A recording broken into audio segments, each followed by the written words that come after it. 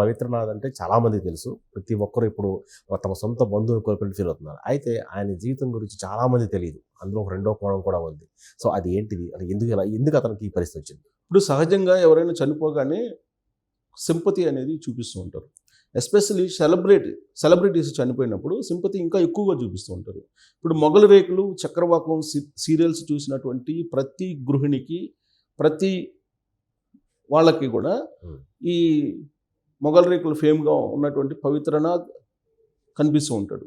దయ అంటే పవిత్రనాథ్, అవును, దయ అలియాస్ పవిత్రనాథ్. దయగానే బాగా పేరు పొందాడు అతను సీరియల్స్లో, చక్రవాకం సీరియల్లో, అలాగే మొగలి రేకుల సీనియర్లో కూడా. ఆ సీరియల్లో ఉండేటువంటి నటులకు ఉన్నటువంటి ఫేము మామూలు వాళ్ళకు కూడా ఎవరికి ఉండదు. కారణం ఏంటంటే ప్రతిరోజు కూడా వాళ్ళు ఆ సీరియల్ని, మొగలి రేకుల సీరియల్ని లాగుతూ వచ్చారు కదా, కొన్ని సంవత్సరాల పాటు చూపించారు. సో ఎవ్రీ డే ఆ సీరియల్ కోసం ఎదురు చూస్తున్నటువంటి మహిళలు, సామాన్యులు, గ్రామీణ స్థాయిలో కూడా బాగా పరిచయం దయ అలియాస్ పవిత్రనాథ్. ఈ సీరియల్ యొక్క ఎఫెక్ట్, సీరియల్స్ యొక్క ప్రభావం ఏ విధంగా ఉంటుంది అనేది ఈ మధ్యకాలంలో సామాజికవేత్తలు అనేక సందర్భాల్లో ధర్నాలు కూడా చేశారు. అసలు సమాజంలో ఈ సీరియల్స్ని బ్యాన్ చేయాలి అనేటువంటి పరిస్థితికి వెళ్ళిపోయారు. జబర్దస్తి షో లాంటివి ఇవన్నీ కూడా. కానీ కళాకారులకి అదొక మంచి వేదిక, సీరియల్స్ కానీ లేకపోతే ఈ జబర్దస్త్ లాంటి ప్రోగ్రాంలు కానీ. దాని ద్వారా బాగా పాపులర్ సంపాదించుకున్నారు ఎవరు, పవిత్రనాథ్. అనూహ్యమైనటువంటి పాపులారిటీ వచ్చింది. జనరల్గా ఏంటంటే సినిమా రంగంలో కానీ, ఈ టీవీ రంగంలో కానీ, బుల్లితెరలో కానీ, వెండితెరలో కానీ పాపులారిటీ రావడం అనేది సడన్గా వచ్చేస్తుంది. కానీ దాన్ని నిలుపుకోవడం అనేది చాలా కష్టం. దాన్ని నిలుపుకున్నోడే నిలబడతాడు. నిలుపుకోవడం మాత్రం దాదాపుగా 99% నిలుపుకోలేరు. ఆ నిలుపుకున్న వాళ్ళు క్లిక్ అవుతారు, సవ్యంగా ఉంటారు. ఇంకోటి ఏంటంటే ఈ బుల్లితెర కానీ, వెండితెరకు కానీ పరిచయం ఉన్నటువంటి వాళ్ళు, నటులు, ప్రత్యేకించి హీరోలు కానీ, లేదా క్యారెక్టర్ ఆర్టిస్టులు కానీ, లేదంటే ఎక్కువ మంది, అందరిని మనం చెప్పలేం కానీ రెండో జీవితం అనేది ఉంటుంది. ఓకే, ఖచ్చితంగా రెండో జీవితం. అందుకే మన పూర్వీకులు సినిమా వాళ్ళకి అసలు పెళ్లి చేసుకోవడానికి పిల్లని ఇచ్చేవాళ్ళు కాదు. అలాగే సీరియల్స్ మేము నటిస్తామని అంటే ఇచ్చేవాళ్ళు కాదు. కళాకారులు అంటే రకరకాల వాళ్ళు ఉంటారు కదా, కళాకారులు అనగానే వీళ్ళకి పరిచయాలు ఎక్కువ ఉంటాయి, విస్తృతమైన పరిచయాలు. అందరినీ కాదు, బై నోట్ ఇది, అందరినీ కాదు, ఎక్కువ మంది మీద అభిప్రాయం ఏంటంటే వీళ్ళు సరిగ్గా కాపురాలు చేయరు, కాపురాలు కూల్చేస్తారు, కాపురాలు సక్రమంగా చేయరు అనే ఒపీనియన్ ఉంది. ఇది నేను చెప్పడం కాదు, అక్కినేని నాగేశ్వరరావు చెప్పాడు. ఆయనకి పిల్లనిటానికి కూడా సందేహించారని చెప్పి అప్పట్లో. స్వర్గస్థులైన అక్కినేని నాగేశ్వరరావు ఆయనే చెప్పాడు, సినిమా వాళ్ళకి పిల్లనియటానికే వెనకాడేవాళ్ళు, ఎవరు ఇచ్చేవాళ్ళు కాదు అని చెప్పి.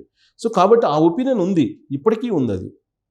సో ఇక్కడ మనకు పవిత్రనాథ్ విషయంలో ఏం జరిగిందని అంటే, అప్పటి నుంచి అనాదిగా ఈ సినిమాకు సంబంధించి కానీ, బుల్లితెర కానీ, వెండితెరకు సంబంధించిన నటుల గురించి ఏదైతే అభిప్రాయం ఉందో ఆ అభిప్రాయం ఇప్పుడు పవిత్రనాథ్ జీవితంలో నిజమే అని చెప్పి అనిపించేలా ఆయన మీద ఆరోపణలు ఉన్నాయి. 2021లో మొగలి రేకుల ఫేమ్ శశిరేఖ ఎవరైతే ఉన్నారో ఆవిడ తన భార్య. సో పెళ్లి చేసుకున్నారు, 2009లో పెళ్లి చేసుకున్నారు. మ్యాట్రిమనీలో పరిచయం అయ్యి మ్యాట్రిమనీ ద్వారా పెళ్లి చేసుకున్నారు 2009లో. కొన్నేళ్ల పాటు సక్రమంగానే వైవాహిక జీవితం నడిచింది. ఎప్పుడైతే గర్భవతి అయిందో శశిరేఖ, ఆ రోజు నుంచి మరో మనిషిని చూశానని చెప్పి ఆవిడ చెప్తున్నారు. ఆవిడ మీడియా ముందే అఫీషియల్గా చెప్పడం జరిగింది. శశిరేఖ రెండో మనిషిని చూశాను, ఒక పెద్ద రాక్షసుడు ఉన్నాడు అతనిలో అని చెప్పి చెప్తూ, ఏ మహిళ కూడా తట్టుకోలేనటువంటి ఒక దృశ్యాన్ని ఆవిడ చెప్పారు. ఏంటంటే తన ముందే బెడ్రూమ్లో రాసలీలకు పాల్పడతారు, రకరకాల అమ్మాయిలను తీసుకొచ్చి బెడ్రూమ్లో తన ముందే రాసలీలలు చేస్తూ ఉంటారు. అవి చూసి నేను తట్టుకోలేక నేను అడిగితే కొట్టేవాడు, పైచాచిక ఆనందంగా పొందేవాడు కొట్టి. తర్వాత గట్టిగా రివర్స్ అయితే కనుక అతను ఇల్లు వదిలిపెట్టి వెళ్ళిపోయేవాడు, కొన్ని నెలల పాటు వచ్చేవాడు కాదు అని చెప్పి ఆవిడ చెప్పినటువంటి వర్షన్ 2021లో. ఇద్దరు పిల్లలు పుట్టారు, ఒక అమ్మాయి ఒక అబ్బాయి. 11 దాదాపు 12 13 సంవత్సరాలు ఉంటాయి ఇప్పటికీ అమ్మాయికి, అబ్బాయికి ఏమో 10 11 ఉండొచ్చు, ఇద్దరు పిల్లలు.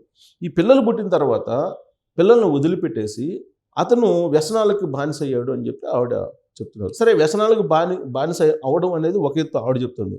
బట్ ఆవిడ చెప్పిన దాంట్లో నిజం ఉంటే కనుక, నిజంగా అతను మొగలి రేకుల సీరియల్లో ఎవరైతే అతన్ని అభిమానిస్తున్నారో, లేదా చక్రవాకం సీరియల్లో అతని అభిమానులు ఉన్నారో, వాళ్ళు ఇలాంటోడా అని చెప్పి అనుకుంటారు డెఫినెట్గా. ఇప్పుడు తన సొంత భార్య చెప్తుంది కదా, ఆవిడేం చెప్తున్నారు, ఇతనికి జాతకాలు పిచ్చింది. ఓకే. సో ఈ జాతకాలు మీద స్టడీ చేశాడు, ప్లస్ అరకొర నాలెడ్జ్ తోటి ఇతను జాతకాలకు సంబంధించి పుస్తక నాలెడ్జ్ కానీ లేదా రకరకాల సోర్స్ నుంచి అతను కొంత అనుభవం తీసుకొచ్చుకొని జాతకాలు చెప్తాను అని చెప్పి ఆ సీరియల్స్లోకి లేదంటే ఇతర కొత్తగా వచ్చేటువంటి ఆర్టిస్టులు ఎవరైతే ఉంటారో అమ్మాయిల్ని వాళ్ళని ట్రాప్ చేసేవాడని చెప్తుంది ఆవిడ. ఓకే. మీకు నేను జాతకాలు చెప్తాను, మీ భవిష్యత్తు ఎలా ఉంటుంది అని చెప్పి అలా చెప్పి ట్రాప్ చేసి ఇంటికి తీసుకొచ్చేవాడు. వాళ్ళని ఇంటికి తీసుకొచ్చి బెడ్రూమ్లోకి వెళ్ళి తలుపేసుకునేవాడు, గంటల కొద్దీ తీసేవాళ్ళు కాదు అని చెప్పి శశిరేఖ చెప్తుంది. సో అమ్మాయిల్ని ఏ విధంగా ట్రాప్ చేస్తారు అతను అనేదానికి శశిరేఖ చెప్తున్నారు. ఇప్పటికి కూడా అమెరికా పోలీసులకు కూడా ఆవిడ కేసులు అప్పుడే పెట్టారు. దాని మీద ఇన్వెస్టిగేషన్ జరుగుతుంది. మధ్యలో ఇన్వెస్టిగేషన్ అని ఆపేశారు. సో కొన్ని సంవత్సరాల పాటు ఈవిడ్ని వదిలిపెట్టేసి తిరుగుతున్నాడు. భార్యను వదిలిపెట్టేసి తిరుగుతున్నాడు, పిల్లల్ని పట్టించుకోవట్లేదు, ఆవిడ్ని నడి రోడ్లో వేసేసారు అని ఆవిడ చెప్తుంది. సో ఇంకోటి ఏంటంటే శశిరేఖ చెప్తున్న దాని ప్రకారం అతనిలో ఒక రాక్షసుడు ఉన్నాడు, ప్రతిరోజు హింసిస్తాడు, కొడతాడు అని చెప్పి చెప్తుంది. తర్వాత మద్యానికి బానిసయ్యాడు. తర్వాత ఇప్పుడు ఏదైతే గంజాయి ఇలాంటివన్నీ ఉన్నాయి కదా, ఇలాంటి వాటికి కూడా అతను బానిస అయిపోయాడు. ఫుల్గా తాగి ఇంటికి వచ్చేవాడు, ఇంటికి వచ్చి ఏదన్నా అడిగితే కొట్టేవాడు అనేది ఆవిడ చెప్తున్నటువంటి రెండో కోణం. ఇప్పుడు పవిత్రనాథ్ జీవితంలో రెండో కోణం ఇది. ఇప్పుడు చాలా మంది అతని మీద సింపతి చూపిస్తున్నారు.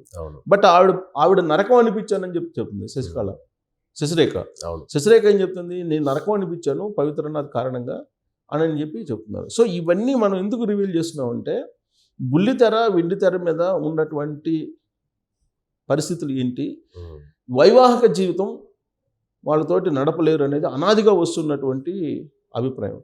ఇప్పుడు దానికి బలం చేకూరేలా ఇప్పుడు పవిత్రనాథ్ జీవితం ఉందని చెప్పొచ్చు. ఇప్పుడు మరి శశిరేఖ పరిస్థితి ఏంటి? శశిరేఖ ఇద్దరు అతను పెళ్లి చేసుకున్నాడు. పెళ్లి చేసుకున్న తర్వాత 2 పిల్లలు పుట్టారు. ఎప్పుడైతే ఆమె గర్భవతి అయిందో, గర్భవతి అయినప్పటి నుంచి టార్చర్ మొదలు పెట్టారని చెప్తుంది ఆవిడ. ఓకే. సో అంటే మనకి సినిమాల్లో సీరియల్లో కనిపించేటువంటి క్యారెక్టర్స్ కానీ వాళ్ళకి సంబంధించినటువంటి ఆ నటన కానీ ఇదంతా కూడా ఒక మాయ. ఈ మాయలో చాలామంది అట్రాక్ట్ అవుతున్నారు. ఈ మాయకి చాలామంది అట్రాక్ట్ అవుతున్నారు. అంటే నేను ఓన్లీ పవిత్రనాథ్ గురించి చెప్పట్లేదు. చాలామంది హీరోలు ఇప్పుడు ఉన్నటువంటి హీరోలు అందరూ 40+ కదా, 50+, 60+ కూడా హీరోలు ఉన్నారు. కానీ ఇవాళ కూడా టీనేజ్ అమ్మాయిలు వాళ్ళతోటి క్రష్ అంటారు సినిమా భాషలో, వాళ్ళతోటి క్రష్ ఉండేటువంటి వాళ్ళు ఉన్నారు. అంటే నేను ఈ మొత్తం ఎపిసోడ్లో చెప్పేది ఏంటంటే సినిమాని సినిమాగా చూడాలి, సీరియల్స్ లాగా చూడాలి. వాటిని చూసి ఆ క్యారెక్టర్లో ఉన్నటువంటి వాళ్ళని చూసి వాళ్ళని అభిమానించేవాళ్ళు, ప్రేమించేవాళ్ళు, వాళ్ళ కోసం త్యాగం చేసేవాళ్ళు చాలామంది ఉన్నారు. కానీ వాళ్ళ రెండో కోణం వేరే ఉంటుంది. ఎక్కువ మందిది, అందరి గురించి చెప్పట్లా, ఎక్కువ మంది రెండో కోణం ఉంటుంది. కాబట్టి వాళ్ళ మాయలో పడద్దు. వాళ్ళ మాయలో పడితే ఇప్పుడు శశిరేఖ ఏదైతే చెప్తుందో బెడ్రూమ్లో సొంత భార్య ఎదురుగానే అమ్మాయిలతో రాసలీల కార్యక్రమాలకు పాల్పడితే ఏ భార్య అయినా తట్టుకుంటుందా? ఆవిడ చెప్పేది నిజమైతే. సో అలాంటి వాళ్ళు సినిమా ఇండస్ట్రీలో బుల్లితెర వెండితెరలో ఉన్నారు చాలామంది. సో జాగ్రత్తగా ఉండాలి. అక్కడేదో మేకప్ వేసుకొని కెమెరా ముందు నించోగానే మొత్తం ఏదంటారు కులం, అదే గుణం కావాలి అని అంటారు. పెళ్లి చేసుకునేటప్పుడు కులం కావాలా, గుణం కావాలని అడుగుతుంటారు. సో అలా నీకు ఈ సినిమా రంగంలో ఉండేటువంటి వాళ్ళ గుణం కావాలా, లేదంటే వాళ్ళు చూసేటువంటి క్యారెక్టర్ని చూసి నువ్వు లవ్లో పడతావా, లేదా అభిమానిస్తావా, లేదా త్యాగాలకు పాల్పడతావా అనేది తెలుసుకోవాలి. ఆ మధ్యకాలంలో ఎవరో ఒక డాన్స్ మాస్టర్ ఉండేవాళ్ళు, ఒక ఆయన రాకేష్ మాస్టర్ చనిపోయారు పాపం. అతను చెప్పేవాడు, యాక్చువల్ చాలా చెప్పాడు, కొన్ని నిజాలు చెప్పేవాళ్ళు. అరే మీకోసం మీ తండ్రిదండ్రుల కోసం మీరు ఆలోచించండి, సినిమా హీరోల కోసం మీరు ఎందుకు ఆలోచిస్తారు, సీరియల్ నటుల కోసం మీరు ఎందుకు ఆలోచిస్తారు, మీ జీవితాన్ని మీరు పాడు చేసుకోవద్దు, ఇక్కడ అంతా గందరగోళంగా ఉంటుంది, మాయ ఉంటుంది, ఎడకొస్తే బలైపోతారు, మీరు మభ్య పెడతారు, మోసం చేస్తారు, సో మీరు నమ్మొద్దు అని చెప్పి చాలా సందర్భాల్లో అతను చెప్పాడు. అంటే ఇప్పుడు నేను ఎందుకు చెప్తాను అంటే, ఇప్పుడు మనం చూస్తే పవన్ కళ్యాణ్ ఫ్యాన్స్ని చూస్తున్నాం. పవన్ కళ్యాణ్ ఫ్యాన్స్ని చూస్తే అసలు మామూలుగా వాళ్ళు అసలు సైనికులు ఎలా ఉంటారు, ఉన్మాద అభిమానం అంటారు దీన్ని. ఓకే. అది అభిమానం ఉండొచ్చు, బట్ అది కొంత పరిమితి దాటకూడదు. ప్రేమ ఉండొచ్చు, పరిమితి దాటకూడదు. అది దాటినప్పుడు ఉన్మాదులుగా మారిపోతారు. సో ఉన్మాదులుగా మారిపోయి పవన్ కళ్యాణ్ ఏదన్నా అంటే కూడా తట్టుకోలేని పరిస్థితిలో వాళ్ళు ఉన్నారు. నాట్ ఓన్లీ పవన్ కళ్యాణ్, అదే. జూనియర్ ఎన్టీఆర్ అయినా, బాలకృష్ణ అయినా, ఎవరైనా. ఇప్పుడు బాలకృష్ణ ఫ్యాన్స్ ఉన్నారు. బాలకృష్ణ ఏమన్నా అంటే అసలు ఆయన మాట్లాడే మాటల గురించి ట్రోల్ చేస్తున్నా కానీ వాళ్ళని కూడా ఒప్పుకోరు.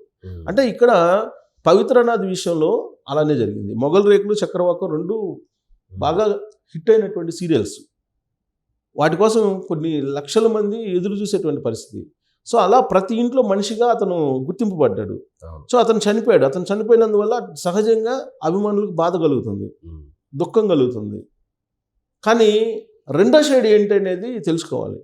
చనిపోయిన తర్వాత కాదు, చనిపోక ముందే రెండో షేడ్ తెలుసుకున్నట్టయితే అతను కనీసం ఎవరో ఒకరు అభిమానులు కౌన్సిలింగ్ అన్న ఇచ్చేస్తే అతను బతికుండేవాడిని.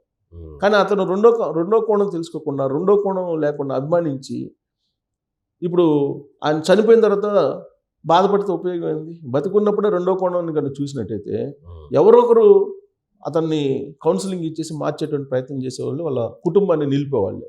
కానీ ఇవాళ చనిపోయిన తర్వాత నువ్వు మా అభిమాన నటుడు చనిపోయారు అని బాధపడినందువల్ల వచ్చేది ఏం లేదు.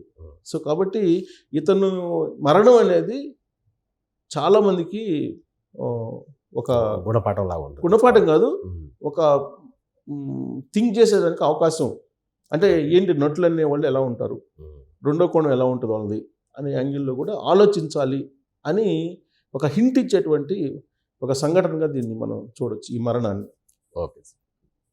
సీరియల్స్ అయినా సినిమాలైనా ప్రతి రంగంలోనూ వెలుగుంటే చీకట్లు ఉంటాయి. అయితే వెలుగులు వెనక ఉన్న చీకట్లు మాత్రం చాలామంది చూడలేరు. ఆ చీకట్లను చూసినప్పుడే వాళ్ళు తమ జీవితాన్ని, అంటే వృత్తిగతమైన జీవితాన్ని, వ్యక్తిగత జీవితాన్ని రెండు సపరేట్గా చూడగలుగుతారు. Thank you.